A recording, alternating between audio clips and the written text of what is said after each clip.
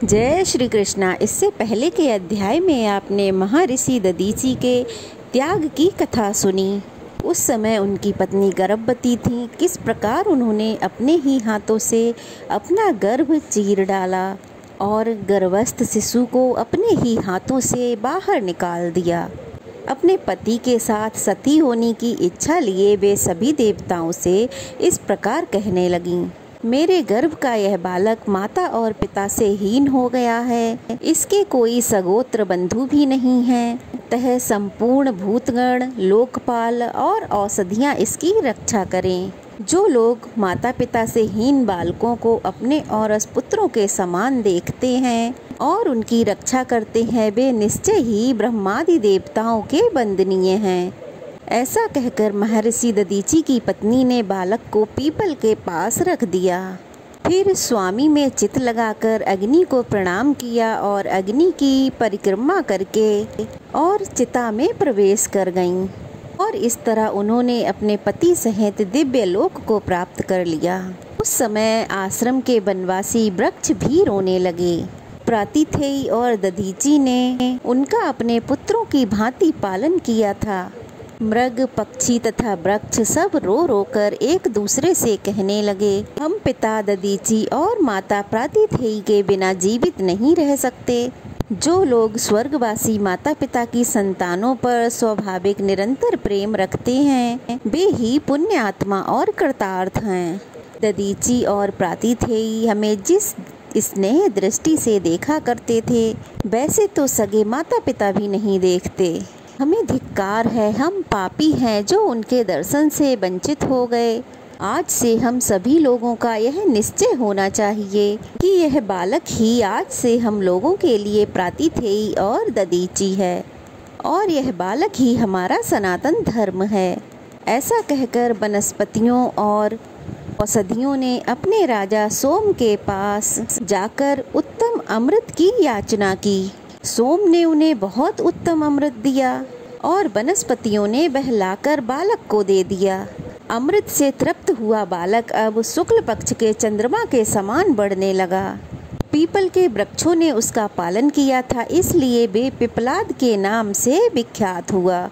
बड़ा होकर पिपलाद ने पीपल के वृक्षों से अत्यंत विस्मित होकर कहा, इस लोक में तो यह देखा जाता है कि मनुष्यों से मनुष्य, पक्षियों से पक्षी तथा वनस्पतियों से वनस्पति उत्पन्न होती है। इसमें कहीं पे भी विषमता दिखाई नहीं देती, परंतु मैं वृक्ष का पुत्र होकर हाथ पैर आदि से विशिष्ट जीव कैसे हो गया।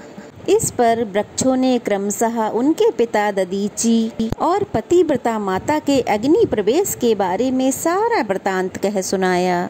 सुनते ही पिपलाद दुख से व्याकुल होकर धरती पर गिर पड़े।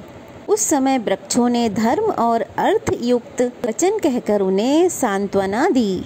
अस्वस्थ होने पर उन्होंने औषधियों और वनस्पतियों से कहा, जिन्होंने मेरे पिता की हत्या की है उनका मैं भी वध करूंगा, अन्यथा जीवित नहीं रह सकता।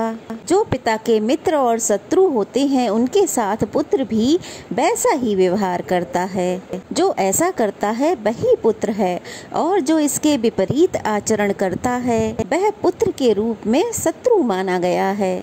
पिपलाद की बात सुनकर वृक्षों ने कहा, हे महादुते, तुम्हारी माता ने परलोक में जाते समय यह उदार प्रकट किया था। जो दूसरों के द्रोह में लगे रहते हैं, अपने कल्याण की बातें भूल जाते हैं और जो भ्रांत चित होकर इधर उधर भटकते हैं, वे नरक के गड्ढे में गिरते हैं। माता की कही हुई वह बात सुनकर पिपलाद अत्यंत क्रोधित होकर बोले, जिसके अंतःकरण में अपमान की आग प्रज्वलित हो रही हो, उसके सामने साधुता की बातें व्यर्थ हैं। फिर उन्होंने भगवान जगदीश्वर महादेव के स्थान पर जाकर उनसे कहा, महादेव, मुझे शत्रुओं का नाश करने के लिए शक्ति दीजिए। पिपलाद के ऐसा कहते ही भगवान शंकर के नेत्रों से भयंकर कृत्या उत्पन्न हुई।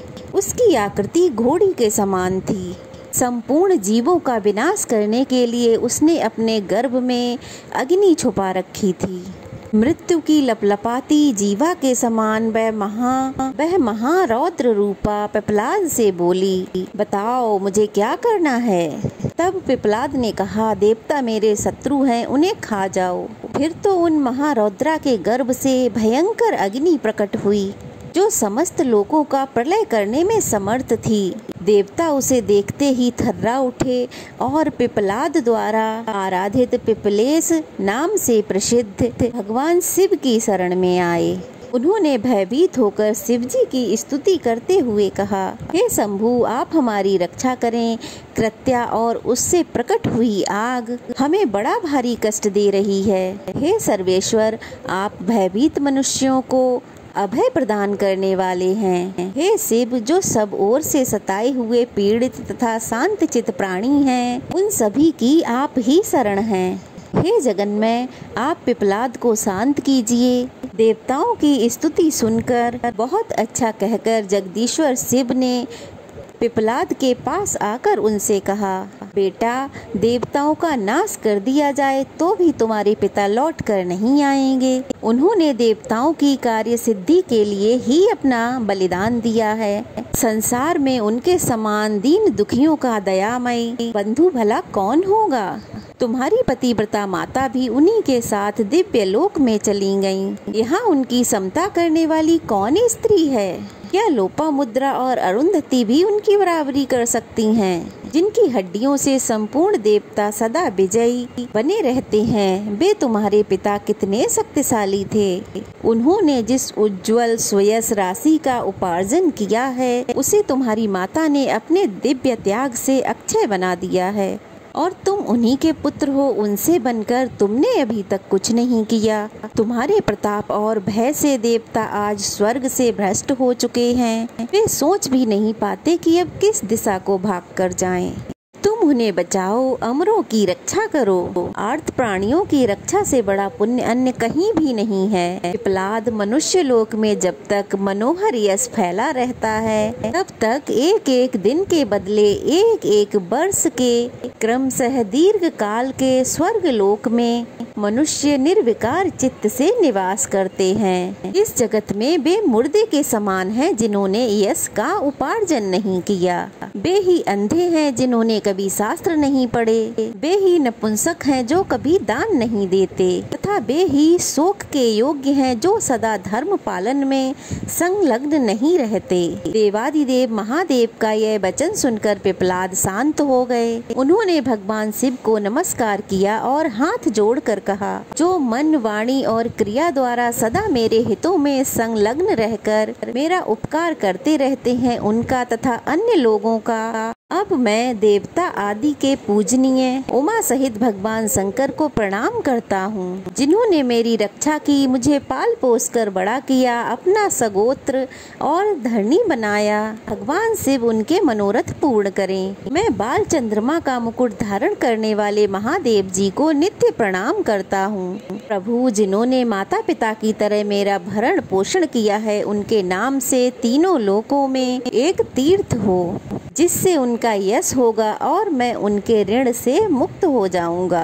पृथ्वी पर देवताओं के जो जो क्षेत्र और तीर्थ हैं, उन सब की अपेक्षा इस तीर्थ का अधिक महात्म्य हो। इस बात का यदि देवता लोग अनुमोदन करें तो मैं उनके अपराध को क्षमा कर सकता हूँ। पिपलाद ने यह बात संपूर्ण देवताओं के सामने कही और सबने आदर पूर्वक इसका समर्थन किया। बालक पिपलाद की बुद्धि, विनय, विद्या, शौर्य, बल, साहस, सत्य वाचन, माता पिता के प्रति भक्ति और भाव शुद्धि को जानकर शंकर जी ने उनसे कहा कि बेटा, जो तुम्हारा अभीष्ट हो उसे बताओ, वह तुम्हें अवश्य प्राप्त होगा। तुम अपने मन में अन्यथा विचार कभी मत करना। सुनकर पिपलाद बोले, हे महेश्वर, जो धर्मनिष्ठ मनुष्य गंगा जी में स्नान करके आपके चरण कमलों का दर्शन करते हैं, उन्हें समस्त अभीष्ट वस्तुएं प्राप्त हों और शरीर कांत होने पर वे शिव के धाम को जाएं। हे नाथ, मेरे माता और पिता आपके चरणों में पड़े थे। ये पीपल और देवता भी आपके स्थान में आकर सुखी हुए हैं। ये सभी लोग सदा आपका दर्शन करें और आपके ही धाम को जाएं। पिपलाद की बात सुनकर देवताओं को बड़ी प्रसन्नता हुई। वे उनके भय से मुक्त होकर इस प्रकार कहने लगे, हे ब्राह्मण, तुमने वही किया है जो देवताओं को अभीष्ट था। देवादिदेव भगवान शिव की आज्ञा का पालन भी किया और पहले वरदान भी दूसरों के लिए ही मांगा। इसीलिए हम भी संतुष्ट होकर तुम्हें कुछ देना चाहते हैं, इसलिए तुम हमसे भी कोई वर मांगो। देवताओं की बात सुनकर पिपलाद ने कहा, हे देवताओं, मैं अपने माता पिता को देखना चाहता हूँ। मैंने केवल उनका नाम सुना है। संसार में वे ही प्राणी धन्य हैं जो माता पिता के साथ रहकर उनकी सेवा और सुरक्षा करते हैं। अपनी इंद्रियों और शक्तियों को, कुल शक्ति और बुद्धि को माता पिता के कार्य में लगाकर पुत्र कृतकृत्य हो जाता है। यदि मैं उनका दर्शन भी पा जाऊं तो मेरे मन, वचन, क्रियाओं का सब फल सफल हो जाएगा। पिपलाद मुनि का यह वचन सुनकर देवताओं ने परस्पर सलाह करके कहा, हे ब्राह्मण, तुम्हारे माता पिता दिव्य विमान पर आरूढ़ होकर तुम्हें देखने के लिए आते हैं। तुम भी निश्चय ही उन्हें देखोगे। विषाद छोड़कर अपने मन को शांत करो। पिपलाद, देखो देखो, वे दिव्य विमान पर बैठकर आ रहे हैं। उनके दिव्य शरीर पर स्वर्ण आभूषण शोभा पा रहे हैं। पिपलाद ने शिव के समीप अपने माता पिता को देखकर उन्हें प्रणाम किया। इस समय उनके नेत्रों में आनंद के आंसू भर आए थे और वे किसी तरह गदगद कंठ से बोले, अन्य कुलीन पुत्र अपने माता पिता को ताड़ते हैं, किंतु मैं ऐसा भाग्यहीन हूँ जो अपने माता के उदर को विदीर्ण करने में कारण बना। उस समय यह सब सुनकर पिपलाद के माता पिता ने उनसे कहा कि हे पुत्र, तुम धन्य हो जिसकी कीर्ति स्वर्ग लोक तक फैली है। तुमने भगवान शंकर का प्रत्यक्ष दर्शन किया है और देवताओं को सांत्वना दी है। तुम जैसे पुत्र से पितरों के कभी उत्तम लोक भी क्षीण नहीं होते। उसी समय पिपलाद के मस्तक पर आकाश से फूलों की वर्षा होने लगी। देवताओं ने जय जयकार किया। पत्नी सहित दधीचि ने पुत्र को आशीर्वाद दिया और शंकर, गंगा तथा देवताओं को नमस्कार करके, पिपलाद बेटा, अब विवाह करके गंगा जी की सेवा और भगवान शिव की भक्ति करो। पुत्रों की उत्पत्ति करके विधि पूर्वक दक्षिणा सहित यज्ञों का अनुष्ठान करो और सभी प्रकार से कृतार्थ होकर दीर्घ काल के लिए दिव्य लोक में स्थान प्राप्त करो। माता पिता की बात सुनकर पिपलाद ने कहा, पिताजी, मैं ऐसा ही करूँगा। फिर पत्नी सहित दधीचि पुत्र को बारंबार सांत्वना देकर देवताओं की आज्ञा लेकर पुनः दिव्य लोक को चले गए। इसके बाद देवताओं ने भगवान शिव से कहा, हे जगदीश्वर, अब दधीचि की हड्डियों की, हमारी तथा इन गौओं की पवित्रता के लिए कोई उपाय बताइए। सुनकर शिवजी ने कहा, गंगा जी में स्नान करके संपूर्ण देवता और गौएं पाप मुक्त हो सकती हैं। इसी तरह दधीचि के शरीर की हड्डियां भी गंगा जी में धोने से पवित्र हो जाएंगी। शिवजी की आज्ञा अनुसार देवता गंगा जी में स्नान करके पवित्र हो गए। हड्डियां धोने मात्र से पवित्र हो गईं। जहाँ देवता पाप मुक्त हुए थे वह पाप नाशक क्षेत्र कहलाता है, पाप नाशक तीर्थ कहलाता है। वहाँ का स्नान और दान ब्रह्म हत्या का नाश करने वाला होता है। और जहाँ गौएं पवित्र हुईं, क्योंकि गौओं ने भी महर्षि दधीचि के मृत शरीर को चाटकर पाप का भागीदार बनी थीं, वह स्थान गौ तीर्थ के नाम से प्रसिद्ध हुआ। जहाँ दधीचि की हड्डियाँ पवित्र हुईं, वहाँ पितृ तीर्थ जानना चाहिए। वह पितरों की प्रसन्नता को बढ़ाने वाला है। जिस किसी प्राणी के, चाहे वह कितना भी पापी क्यों न हो, राख, हड्डी, नख और रोएं उस तीर्थ में पड़ जाते हैं, वह तब तक स्वर्ग लोक में निवास करता है जब तक कि सूर्य, चंद्रमा और तारों का अस्तित्व बना रहता है। इस प्रकार उस तीर्थ से 3 तीर्थ प्रकट हुए। उस समय देवताओं और गौओं ने पवित्र होकर भगवान शंकर से कहा, हे महादेव, अब हम लोग अपने अपने स्थान को जाएंगे जहाँ सूर्य देव की प्रतिष्ठा की गई है। इनके प्रतिष्ठित होने से सभी देवता भी प्रतिष्ठित हो जाएंगे, इसलिए आप हमें आज्ञा दीजिए। सनातन सूर्य देव स्थावर जगदम्ब रूप जगत के आत्मा हैं। जहाँ जगत जननी गंगा और साक्षात भगवान त्र्यंबकम विराज रहे हैं, वहाँ प्रतिष्ठान नामक तीर्थ भी हो। ऐसा कहकर देवताओं ने पिपलाद से भी अनुमति ली और अपने अपने निवास स्थान को चले गए। यहाँ जितने पीपल थे कालांतर में अक्षय स्वर्ग को प्राप्त हुए। प्रतापी पिपलाद ने उस क्षेत्र के अधिष्ठा देवता के रूप में भगवान शंकर की स्थापना करके उनका पूजन किया।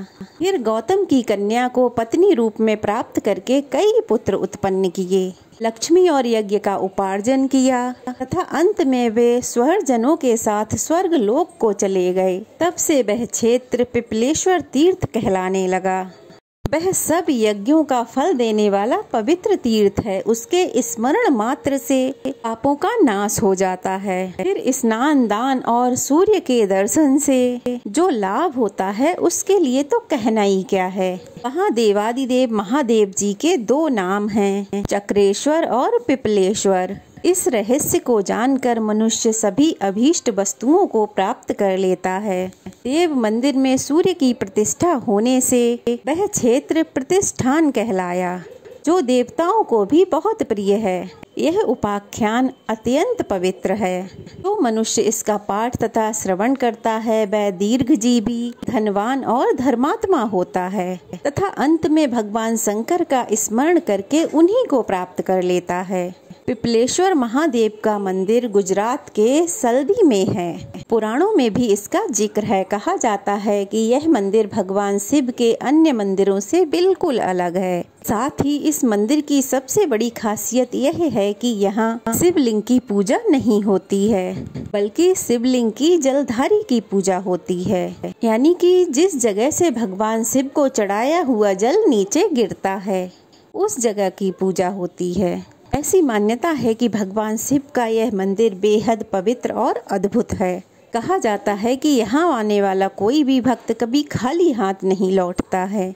अब तक आपने जितने भी तीर्थों के बारे में सुना है, वर्तमान में वे तीर्थ कहाँ हैं, कैसी स्थिति में हैं, क्या वहाँ दर्शन के लिए जाया जा सकता है या नहीं जाया जा सकता है, इसका ठीक ठीक कुछ भी नहीं कहा जा सकता। यदि हमें अपने धर्म और संस्कृति को बचाना है तो सबसे पहले अपने धर्म के बारे में जानना होगा। अपने पुराणों को बहुत गहराई से पढ़ना होगा। पुराणों में जो सच्चाई लिखी है या जिस बात का विवरण मिलता है, उन सभी बातों को खोजना होगा। तभी हम सही मायनों में अपने धर्म और संस्कृति की रक्षा कर पाएंगे। जय श्री कृष्णा। आज की कथा समाप्त हुई। उम्मीद है यह वीडियो आपको ज़रूर पसंद आई होगी। पसंद आई हो तो लाइक कीजिए, कमेंट कीजिए और नए हैं तो चैनल को सब्सक्राइब कीजिए और ज़्यादा से ज़्यादा शेयर कीजिए। तो चलिए फिर मिलते हैं एक नई कथा, एक नए महात्म्य के साथ। तब तक के लिए जय श्री कृष्णा।